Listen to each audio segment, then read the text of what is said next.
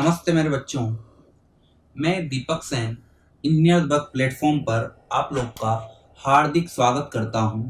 और जो आज हम लोग का नेक्स्ट टॉपिक होगा वो नेक्स्ट टॉपिक है रजिस्टिविटी और स्पेसिफिक रेजिस्टेंस, विशिष्ट प्रतिरोध या प्रतिरोधकता। अब समझें, क्या यही प्रतिरोध है या ये थोड़ा डिफर है?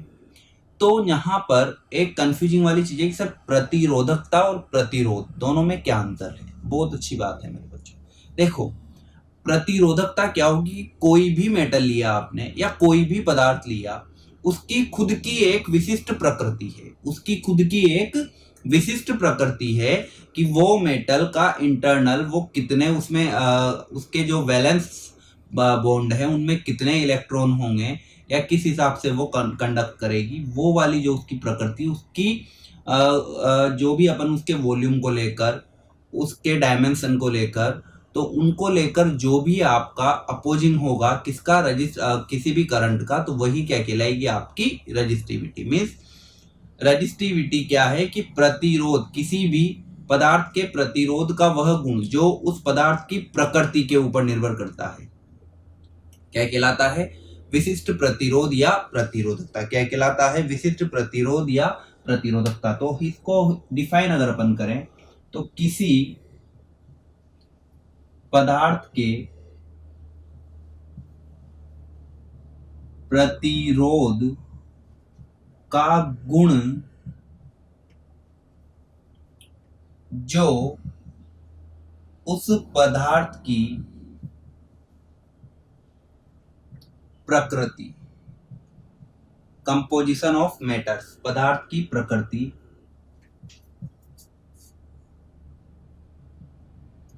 कंपोजिशन ऑफ मैटर, पदार्थ की प्रकृति पर निर्भर करता हो,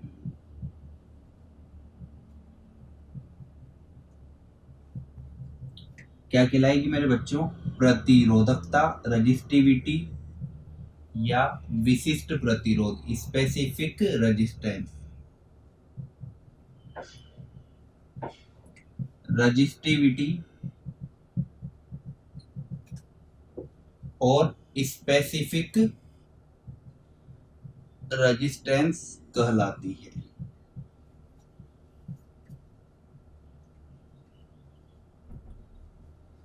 ये पर्टिकुलर आपके पदार्थ की प्रकृति की, आपने पदार्थ कोई भी मेटल लिए, वो कौन सी ली है? सिल्वर लिया है, कॉपर लिया है, आयरन लिया है, एल्यूमिनियम लिया है, तो किस अकॉर्डिंग ये आपके डिफाइन होगी वही हम लोग बात करेंगे।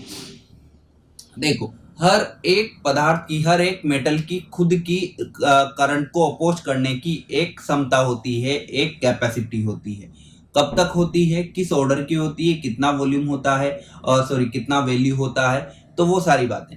तो यहां से एक चीज तो स्पष्ट है कि सबसे अच्छा कंडक्टर कौन? आप कहेंगे सर एजी, चांदी। क्यों? अभी बात करते हैं। सबसे अच्छा कंडक्टर कौन? एजी, चांदी, सिल्वर।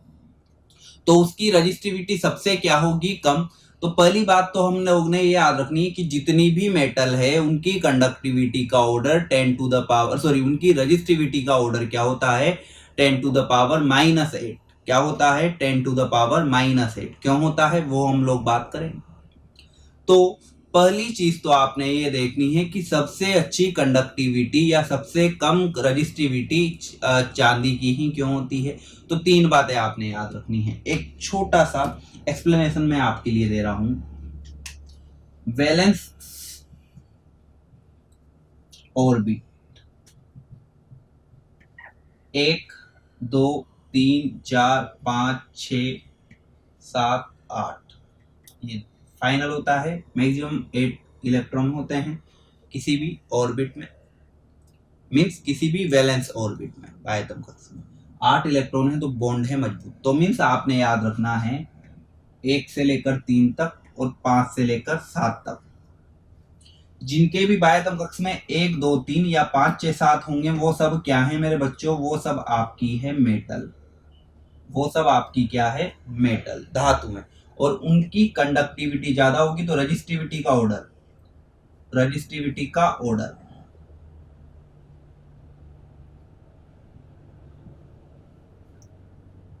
क्या होगा 10⁻⁻8 ओम मीटर। अब जो बीच में बच रहा है 4, अब आप बताएं जिसके बाध्यम कक्ष में 4 इलेक्ट्रॉन हैं वो क्या होते हैं। आप कहेंगे सर वो क्या है सर, वो है हमारे सेमीकंडक्टर। और जो 8 वाला बच रहा है ये है आपके इंसुलेटर। मीन्स मैं ये कहूंगा कि जिसके बाध्यम कक्ष में 8 इलेक्ट्रॉन है वो तो परिपूर्ण है, कंप्लीट है, उसको न इलेक्ट्रॉन देना है न लेना है, वो तो क्या कर लिया उसने, तो अपना पूरा का पूरा सारा का सारा सब कुछ कंप्लीट कर लिया और अब उसके रिटायरमेंट की उम्र है, उसको न लेना है न देना है। मीन्स वो है आपके क्या, वो है आपके सभी इंसुलेटर, जैसे हम लोग बात करें हीरा, ठीक है, डायमंड।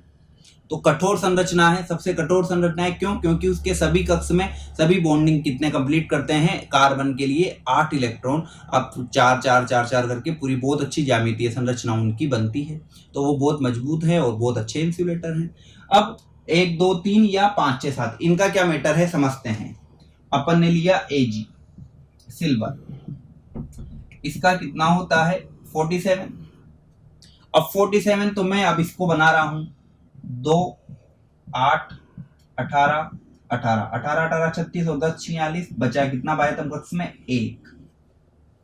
तो मीन्स जिसके वैलेंस ऑर्बिट में सबसे कम इलेक्ट्रॉन होंगे वो सबसे अच्छा चालक होगा, वो सबसे अच्छा चालक होगा। इसके बाध्यम कक्ष में कितने हैं 1। और दूसरा मैंने आपको जब फर्स्ट क्लास में बताया था कि जो भी न्यूक्लियस से जितना ज्यादा दूर होगा, जितने ज्यादा दूर होगा उसकी कंडक्टिविटी उतनी ही ज्यादा होगी, क्योंकि बॉन्ड क्या हो जाएगा कमजोर, उनको तोड़ना क्या होगा आसान। तो जरा सी कम एनर्जी पर ही वो बॉन्ड टूट जाएंगे और वैलेंस बॉन्ड से कौन से बॉन्ड में पहुंच जाएंगे, एनर्जी बॉन्ड में।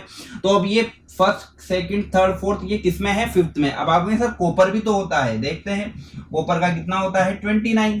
तो फल कक्ष में 2 फिर 8 फिर 18 18 और 10 28, बच कितना रहा 1 कि सर इसके में भी तो बाह्यतम कक्ष में 1 है। बिल्कुल है मेरे बच्चों, बिल्कुल है, परंतु ये फर्स्ट सेकंड थर्ड फोर्थ ये फिफ्थ में है और ये कौन में है फोर्थ में। तो इसका बॉन्ड क्या होगा थोड़ा मजबूत और इसका क्या होगा कमजोर। तो किसको तोड़ना आसान है, कमजोर को।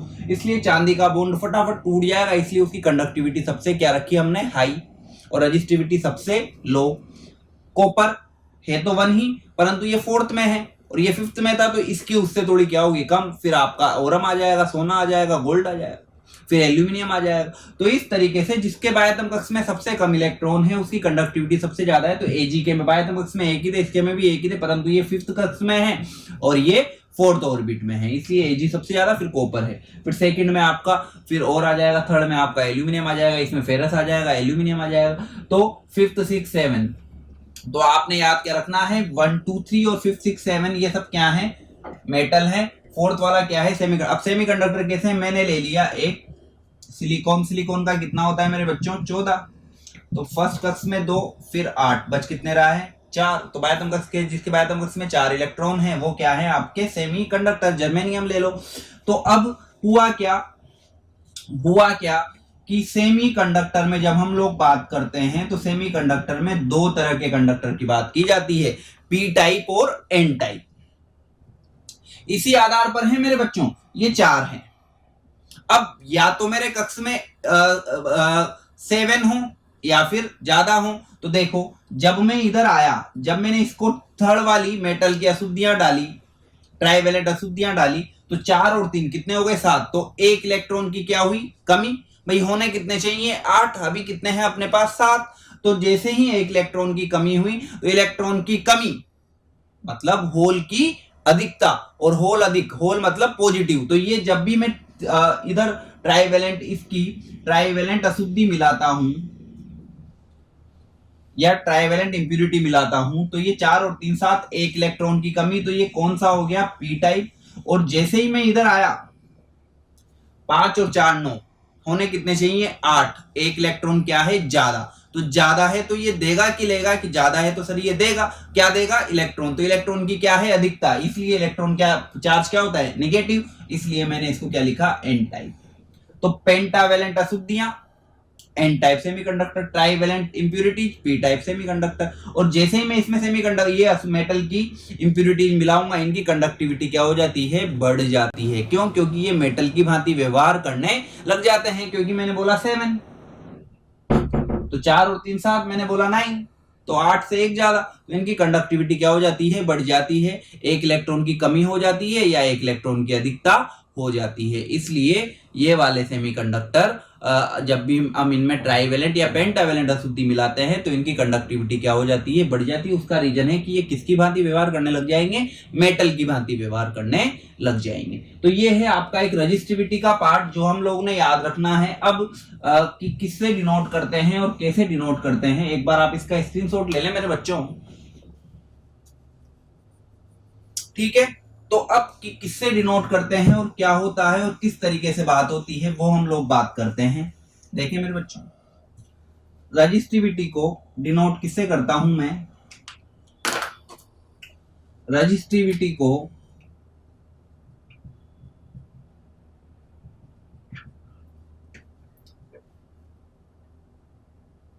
रो से। और रो कैसे निकालूंगा, चूंकि R इज इक्वल टू क्या होता है, रो एल बाई ए। मुझे किसका मान चाहिए, रो का। तो रो का मान क्या होगा, R A by L. R का यूनिट ओम, मीटर स्क्वायर और मीटर, तो ओम मीटर स्क्वायर बाई मीटर, तो 1 मीटर से 1 मीटर खत्म। तो इसकी यूनिट क्या हो गई मेरे बच्चों, ओम मीटर। क्या हो गई, ओम मीटर। किसकी यूनिट, रजिस्टिविटी की यूनिट। और कंडक्टिविटी, कंडक्टिविटी इसको मैं डिनोट करता हूं किससे, सिग्मा से, जो रो का क्या होती है, उल्टा। रो का क्या होती है, उल्टा। तो यूनिट क्या हो गई, आप कहेंगे सर ओम मीटर थी, तो ओम मीटर का उल्टा कर दीजिए, मतलब मैंने क्या कर दिया, इनवर्स। अब और क्या क्या यूनिट हो सकती है तो देखते हैं हम लोग। इधर तो मैंने लिखा रजिस्टिविटी, इधर लिखा कंडक्टिविटी। समझना सुनना ध्यान से, क्योंकि कई बार इनकी यूनिट पूछी जाती है। तो यूनिट क्या हुई, अब केवल और केवल आप लोगों ने किसकी याद रखनी है, रजिस्टिविटी की, कंडक्टिविटी की। उसका जस्ट क्या होती है, अपोजिट। तो रजिस्टिविटी की क्या है मेरे बच्चों, ओम मीटर। तो इसकी क्या हो गई, उल्टा कर दो, तो 1/ओम मीटर। ठीक है। अब और इसको मैंने सोल्व किया, तो मीटर तो वही रखा, डिवाइडेड बाय ओम इनवर्स, उल्टा हो गया। अब आप कहेंगे चूंकि मैंने आपको बोला है ohm inverse is equal to क्या होता है, मो इज इक्वल टू क्या होता है, साइमन। आप लास्ट लेक्चर अगर देख रहे हैं तो आपको पता होगा। तो इसको मैंने लिख दिया ohm inverse divided by metre, उल्टा कर रहा हूं केवल। अब ये वापस मैंने लिखा मीटर, और ओम इनवर्स को मैंने क्या लिख दिया, साइमन। तो कंडक्टिविटी की क्या हो गई मेरे बच्चों, साइमन प्रति मीटर, साइमन पर मीटर। और ये याद रखना है, कई बार पूछी गई है, कई एग्जाम्स में पूछी गई है। तो ये इनकी यूनिट्स हैं जो आप लोगों ने ध्यान रखनी है और बहुत महत्वपूर्ण चीज है। और दूसरी बात बेटा, कि कैसे पता लगाएंगे कि मेटल है या मेटल नहीं है, समझे। जब भी आप किसी भी मेटल को रगड़ोगे, घिसोगे, काटोगे, छीलोगे, तो उनकी जो सतह होगी वो हमेशा चमकदार सतह पैदा होगी। कौन सी सतह मिलेगी, चमकदार, चमकीली सतह। तो वो सब क्या कहलाएंगे, आपकी मेटल कहलाएंगे। अगर रफ सरफेस मिलती है तो वो सब क्या है, आपके कार्बन टाइप हो गए, प्लास्टिक हो गया, वो सब क्या है, इंसुलेटर है आप लोगों के। तो ये एक छोटा सा टॉपिक है रजिस्टिविटी में। इसकी एक टेबल बनाऊंगा, पहले आप इसका स्क्रीनशॉट ले लें मेरे बच्चों। तो देखो मेरे बच्चों, ये एक टेबल बनाई है। अब इसको पढ़ना किस तरीके से वो याद रखो। 1 से लेकर 8 तक silver, copper, gold, aluminium, tungsten, iron, platinum, lead. कि सर ये सब चीजें याद रखनी है, नहीं रखनी है। आप लोगों ने केवल सिल्वर का याद रखना है, आप लोगों ने नाइक्रोम का याद रखना है, कार्बन का याद रखना है, क्वार्ट्ज का याद रखना है। ये कई बार पूछे जाते हैं। अब याद रखने की बात क्या है कि 1 से लेकर 8 तक तो सभी धातु हैं, नाइक्रोम भी धातु है, परंतु ये इस तरीके की धातु है कि इसकी कंडक्टिविटी क्या होती है, कम, और रजिस्टिविटी क्या होती है, ज्यादा। तो इसकी रजिस्टिविटी 10⁻⁻6 है, तो इन सबसे क्या है, ज्यादा। ऊपर से नीचे आ रहे हैं तो रजिस्टिविटी बढ़ती जा रही है, मतलब कंडक्टिविटी घटती जा रही है। तो सबसे अच्छी कंडक्टिविटी किसकी हुई? सिल्वर की। और सबसे कम कंडक्टिविटी किसकी हुई? क्वार्ट्ज की। सबसे कम रजिस्टिविटी किसकी हुई? सिल्वर की। तो सबसे अच्छी रजिस्टिविटी किसकी हुई? कार्बन की। तो 1 से लेकर 8 तक तो 1 to 8 मेटल हैं जिनका ऑर्डर क्या है? 10⁻⁻8। सेमीकंडक्टर है, कार्बन को भी मैंने सेमीकंडक्टर में इसलिए लिया है क्योंकि मेरे बच्चों इसके आयतन कोष में भी कितने होते हैं? 4। तो इसकी प्रॉपर्टी ना तो मेटल की तरह है, ना प्योरली सेमीकंडक्टर की तरह है, ना इंसुलेटर की तरह है, तो इसलिए थोड़ी विविधता वाला है। ठीक है, सिलिकॉन जर्मेनियम आपके सेमीकंडक्टर हैं और ये तीनों चीजें आपकी क्या है मेरे बच्चों? इंसुलेटर है। तो इनका ऑर्डर आपने विशेष ध्यान रखना है। सबसे अच्छा किसका आता है? होता है क्वार्ट्ज का। मेटल की रजिस्टिविटी का ऑर्डर 10⁻⁻7 आ सकता है पेपर में, या 10⁻⁸, जनरली 10⁻⁸ आता है। जबकि कंडक्टिविटी का ऑर्डर इनका ही कितना होता है? 10⁻7, क्योंकि मैंने आपको बोला है कि कंडक्टिविटी रजिस्टिविटी का क्या होती है? उल्टा होती है। तो इस तरीके से इस टेबल को आपको थोड़ा सा ध्यान रखना है ताकि आपको याद रहे। जनरली सिल्वर की, कॉपर की या गोल्ड की पूछ ली जाती है, या क्वार्ट्ज की पूछ ली जाती है, या कार्बन या नाइक्रोम की पूछ ली जाती है। तो ये टेबल आप लोगों ने याद रखनी है। और ये एक रजिस्टिविटी का ऑर्डर है।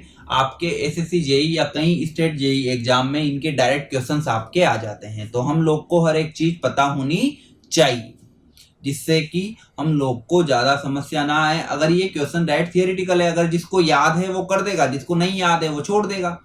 तो मीन्स ये वो क्वेश्चंस हैं जो आपको अगर थोड़ा भी याद है, थोड़ा भी आइडिया है, तो आपके मार्क्स को प्लस ही करेंगे। नहीं याद होगा तो आप या तो आप क्या करेंगे? अपने हिसाब से तुक्का लगाएंगे, अटेम्प्ट करेंगे, गलत करेंगे, और गलत करेंगे तो निगेटिव में अलग जाओगे, गलत अलग होगा। जबकि अगर यही आपको आता है तो उन सब बच्चों से जो निगेटिव कर रहे हैं या जो छोड़ के आ रहे हैं उनसे आप, अगर जो छोड़ के आ रहे हैं उनसे तो 1 नंबर ज्यादा हो गया, और जो निगेटिव में जा रहे हैं उनसे आपका लगभग, भाई वो तो गया ही से साथ में 1/3 नंबर और आप क्या हो जाते हो? अप हो जाते हो। तो इस तरीके से आपको अपनी स्टडी का एक स्मार्ट वर्क जारी रखना है। और ये एक छोटा सा पार्ट था जो हम लोगों ने ध्यान रखना है। इसके बाद नेक्स्ट क्लास में हम लोग देखेंगे effect of temperature on resistance. उसके बाद आपका ये रेजिस्टेंस का टॉपिक हम लोग क्या करेंगे? खत्म करेंगे, और फिर आपके उसके आगे की बात करेंगे। तो धन्यवाद मेरे बच्चों, निरंतर मेरे साथ जुड़े रहिए। आप लोगों का रिस्पॉन्स बहुत अच्छा है।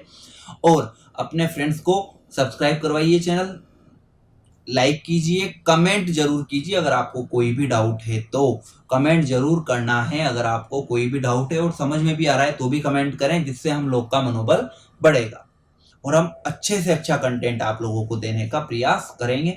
तो निरंतर जुड़े रहिए, कुछ ना कुछ जरूर आपको अन्य जगह से अच्छा जरूर मिलेगा, ये मेरा विश्वास है। यही मेरी कामना है कि आप लोग किसी भी अच्छे एग्जाम में अच्छा स्कोर करें और अपने लक्ष्य के नजदीक पहुंचे। तो धन्यवाद मेरे बच्चों, जय हिंद, जय भारत। निरंतर मेरे साथ जुड़े रहिए। राधे गोविंद।